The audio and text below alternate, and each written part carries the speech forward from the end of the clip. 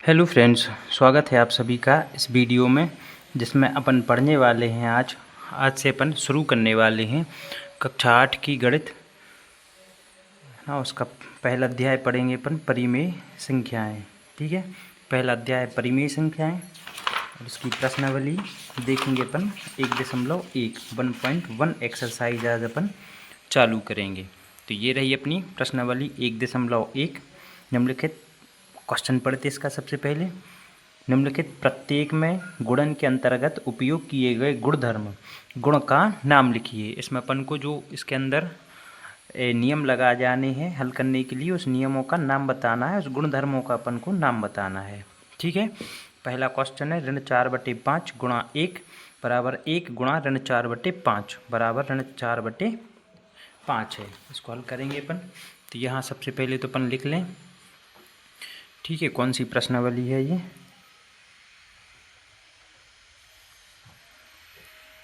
प्रश्नावली 1.1 और अध्याय कौन सा है? अध्याय है 1। अध्याय 1 नाम है इसका परिमेय संख्याएं। नाम क्या है? परिमेय संख्याएं। प्रश्नावली है 1.1। ठीक है, ये प्रश्नावली रही अपनी 1.1। लेते हैं इसका पहला क्वेश्चन। प्रश्न 1। पहले प्रश्न के अंदर था कि निम्नलिखित प्रत्येक में गुणन के अंतर्गत उपयोग किए गए गुण का नाम लिखिए। इसमें अपन को निम्नलिखित प्रत्येक में गुणन के अंतर्गत उपयोग किए गए गुणधर्म की गुण का नाम लिखना है। ये रहा पहला क्वेश्चन। इस क्वेश्चन को अपन लिख लेते हैं यहाँ पर। ऋण 4/5 गुणा 1 बराबर होता है 1 गुणा ऋण 4/5 बराबर उत्तर आएगा ऋण 4/5 आएगा। ठीक है, तो इसका उत्तर लिखेंगे अपन। इसका उत्तर ही लिखेंगे, सीधा गुणधर्म का नाम बताएंगे। तो लिखना गुणधर्म का नाम। तो इसके गुणधर्म का नाम क्या है? इसके गुणधर्म का नाम है गुणात्मक तत्समक। क्या नाम है? गुणात्मक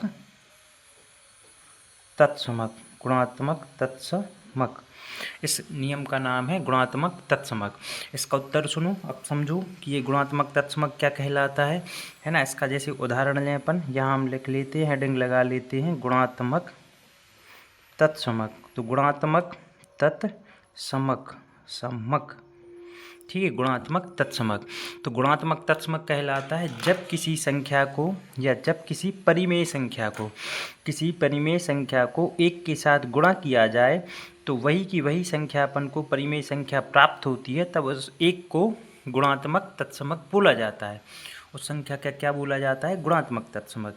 यानी अपन ये बोल रहे हैं, परिभाषा लिखें कि यदि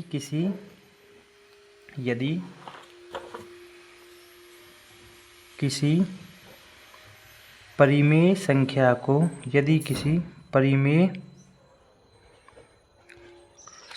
को एक से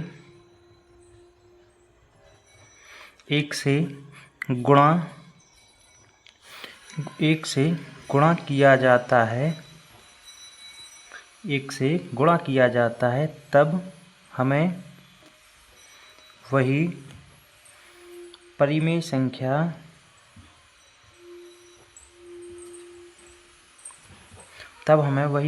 संख्या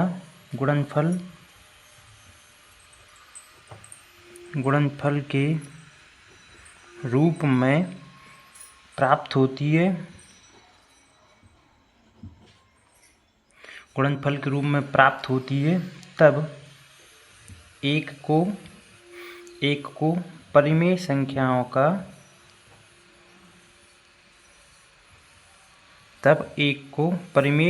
का या के लिए लिख लो, परिमेय संख्याओं के लिए गुणात्मक तत्समक कहा जाता है। गुणात्मक तत्समक कहा जाता है। ठीक है दोस्तों, जैसे मान के चलो इसके उदाहरण भी ले लें अपन, इसके अपन उदाहरण समझें। तो उदाहरण होता है जैसे मान लो एक परिमेय संख्या ले ली अपन ने 3 गुणा 2, इसको 1 से गुणा कर दें। ये परिमेय संख्या है, इसके लिए 1 से गुणा कर रहे, या इसी को अपन ऐसा लिख दें 1 गुणा 3/2। फिर अपन को क्या प्राप्त होगा, वही की वही परिमेय संख्या प्राप्त होगी जिससे अपन ने गुणा किया है। तो ये कहलाता है क्या, गुणात्मक तत्समक। ठीक है, ये क्या कहलाएगा अपना, गुणात्मक तत्समक कहलाएगा। ठीक है, तो बहुत अच्छे से समझ में आ गया होगा। ये पहला क्वेश्चन अपना हल हो चुका है। सेकंड क्वेश्चन देखें इसका। सेकंड क्वेश्चन है ऋण 13/17 गुणा ऋण 2/7 बराबर ऋण 2/7 गुणा ऋण 13/17। इसको लिख लें अपन प्रश्न को। ये है इसका कौन सा, दूसरा प्रश्न। क्या है, ऋण 13/17 गुणा ऋण 2/7 बराबर ऋण 2/7 गुणा ऋण 13/17। क्योंकि कभी भी दोस्तों दो साइनों को, दो चिन्हों को एक साथ नहीं लिखा जाता, या तो उनके बीच में संख्याएं होनी चाहिए, और संख्याएं नहीं है यदि तो उनके बीच में अपन ये ऐसा क्या लगा देते हैं, ब्रैकेट लगा देते हैं। ठीक है, जब ये ब्रैकेट टूटता है तो गुणा का साइन लगता है वहाँ पे, इसलिए अपन यहाँ पर ब्रैकेट लगा रहे हैं। हल लिखना है इसको उत्तर लिखना हल, और उत्तर में लिखना सिर्फ अपन को गुणधर्म का नाम बताना है। तो उत्तर में लिखना गुणधर्म का नाम, सिर्फ क्या लिखना, गुणधर्म का नाम। और गुणधर्म का नाम है इसमें गुणात्मक क्रम विनिमेयता।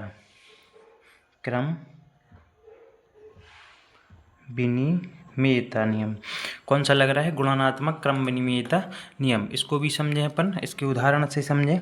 जैसे उदाहरण में लिख लिया अपन ने लिखा 3 गुणा 2, तो ये गुणा में लिखी तो गुणात्मक हो गए।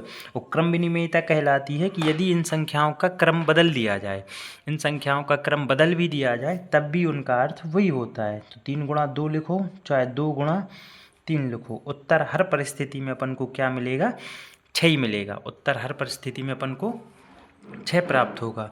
तो इसलिए ये कहलाता है क्या, गुणात्मक क्रम विनिमेयता कहलाती है। गुणात्मक क्रम विनिमेयता की क्रम बदलने से भी उसके गुणा पर, गुणनफल पर कोई भी प्रभाव ना पड़े, वो कहलाती है गुणात्मक क्रम विनिमेयता। ठीक है दोस्तों, ये इसका दूसरा क्वेश्चन भी अपन ने बहुत अच्छे से हल कर लिया। अब देखेंगे इसी का तीसरा क्वेश्चन। तीसरा क्वेश्चन क्या है, तीसरा क्वेश्चन है ऋण 19/29 गुणा 29/-19 बराबर अपन को क्या मिलेगा, 1 मिलेगा। तो इसको लिख लें अपन अच्छे से। ऋण 19/29 गुणा 29/-29 बराबर अपन को क्या प्राप्त होगा, बराबर अपन को प्राप्त होगा 1। क्या प्राप्त करना है अपन को, ये 1 प्राप्त करना है। ठीक है, हल करेंगे इसको हल, और इसका उत्तर लिखेंगे, इसका सीधा उत्तर ही लिखेंगे। तो उत्तर होगा इसका गुणात्मक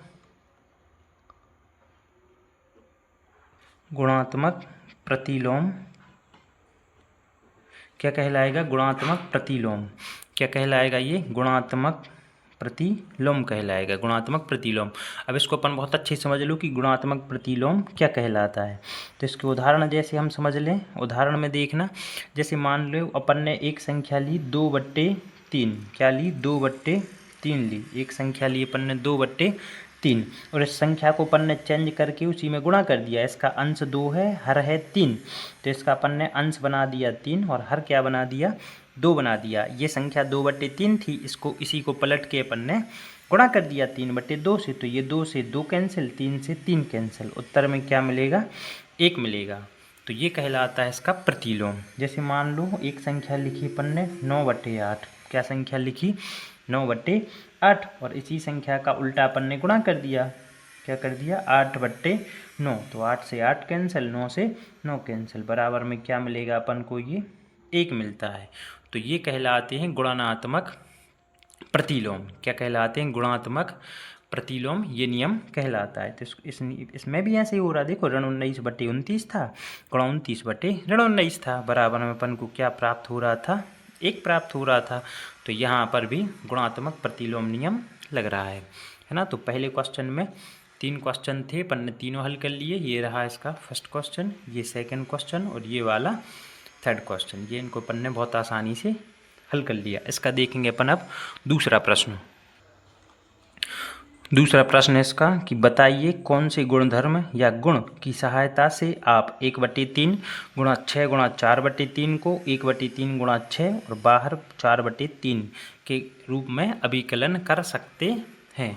अपन को इसमें भी गुणधर्म का ही नाम बताना है, अलग से कुछ नहीं है। इसमें भी क्या करना है, अपन को गुणधर्म का नाम बताना है। तो यहाँ अपन सबसे पहले प्रश्न लिख लें। ये प्रश्न नंबर है दूसरा।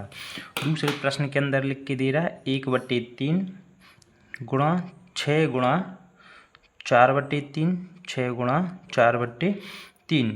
इसको गुणा करना है किससे, 1/3 गुणा 6 और बाहर हो जाएगा गुणा 4/3। यहाँ गुणा नहीं, यहाँ बराबर का साइन आएगा, है ना। ये बराबर बोल रहा होगा। बताइए कौन से दोनों, मतलब ये कह रहा है प्रश्न कि उस गुणधर्म का नाम बताइए जिस गुणधर्म की सहायता से इस संख्या के इस रूप को अपन इस रूप में दिखा सकें। उस गुणधर्म का अपन से नाम पूछा है कि जिस संख्या को, मतलब इसको 1/3 गुणा 6 गुणा 4/3 को 1/3 गुणा 6 गुणा 4/3 के रूप में अपन दिखा सकें। तो ऐसा कौन सा नियम है, उस नियम का अपन से नाम पूछ रहा है। तो हल लिखना। यहाँ एक नियम होता है जिसको बोलते हैं साहचर्य नियम। तो उत्तर लिख दो पहले तो इसका, फिर समझाते हैं अपन। उत्तर लिख लो साहचर्य नियम। कौन से नियम होता है ये, साहचर्य नियम होता है। ठीक है, ये कौन सा नियम होता है, साहचर्य नियम। साहचर्य नियम समझना।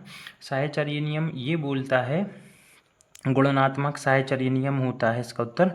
इसका उदाहरण समझें। उदाहरण बोलता है इसका जो बेसिक है ना, बेसिक इसका स्ट्रक्चर है, तो वो स्ट्रक्चर अपना बेसिक इस रूप का होता है।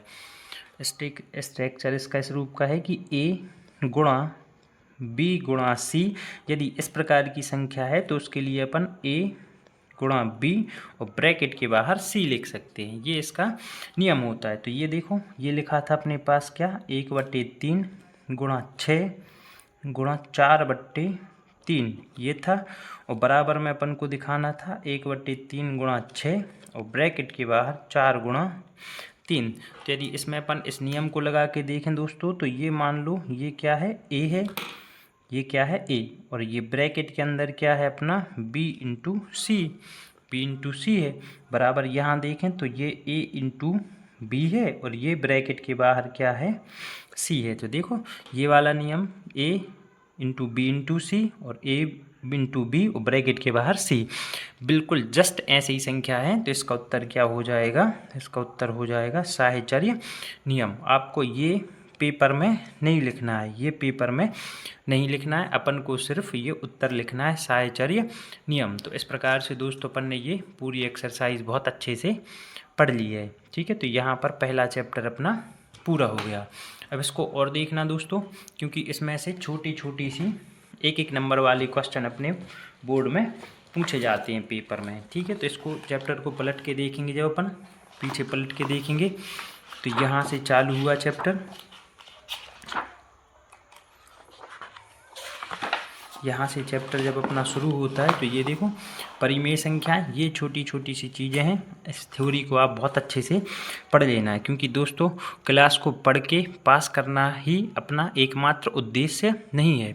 अपन का उद्देश्य है कि अच्छे से पढ़ के हर चीज़ को सीख के समझ के उसको अपने जीवन में उतारना और आगे हल करना है। क्योंकि अभी अपन छोटी क्लास में, बड़ी क्लासों में जाते हैं तो ये छोटी छोटी सी चीज़ें सर लोग नहीं पढ़ाते हैं, क्योंकि वो ये समझते हैं कि आप छोटी क्लास से ये सब कुछ पढ़ के आए हो। तो इसको अपन को सीखना भी है, समझना भी है। तो इसको ये इसकी थ्योरी वगैरह ये आप बहुत अच्छे से सीखना है। इसका ये एक समृद्ध नियम है, ये पूर्ण संख्याओं, पूर्णांक संख्याओं और ये परिमेय संख्याओं के अंदर है ना। इसके बाद ये नियम क्रम विनिमेयता नियम, ये बहुत अच्छे से सीखना है। फिर ये साहचर्यता नियम अपन ने अभी अभी किया है, उसको डिटेल में समझाया गया है।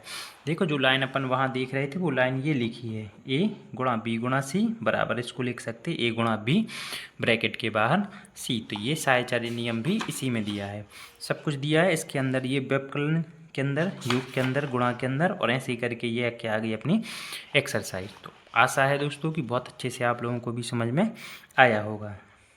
अपन मिलते हैं अगली वीडियो में चैप्टर 2 के साथ, है ना, दूसरे चैप्टर के साथ। नमस्कार दोस्तों।